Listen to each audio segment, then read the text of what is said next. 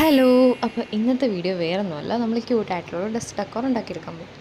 ഈ ഡസ്റ്റ് ഡെക്കോറൊക്കെ ഉണ്ടാക്കിയെടുക്കാൻ എനിക്ക് തോന്നിയത് നല്ല ഈസി ആയിട്ടുള്ള കാര്യമാണ്, സിമ്പിളായിട്ടുള്ള കാര്യമാണ്. അപ്പോൾ നമുക്കിവിടെ ആവശ്യമായിട്ട് വേണ്ടത് ഒരു പേപ്പർ വേണം, പെൻ വേണം, പെന്നോ പെൻസിലോ എന്താണെങ്കിലും മതി, പിന്നെ സ്കെച്ച് വേണം, പിന്നെ നമുക്കൊരു ബോട്ടിൽ ക്യാപ്പും വേണം.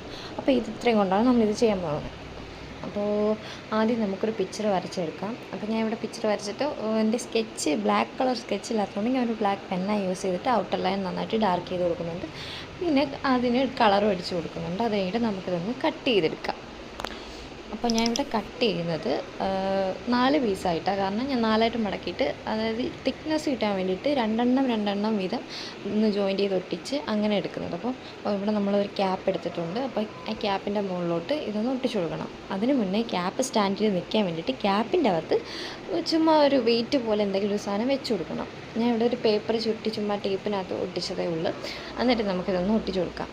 2 സൈഡും, അതായത് പ്ലെയിൻ ആയിട്ടുള്ള പോർഷൻ ബാക്കിൽ ഒട്ടിച്ചു കൊടുക്കാം, ഡ്രോ ചെയ്തിട്ടുള്ള പോർഷൻ ഫ്രണ്ടിലും. എന്നിട്ടിങ്ങനെ വെച്ചിട്ട് സ്റ്റാൻഡ് ചെയ്ത് നിൽക്കുന്നില്ല.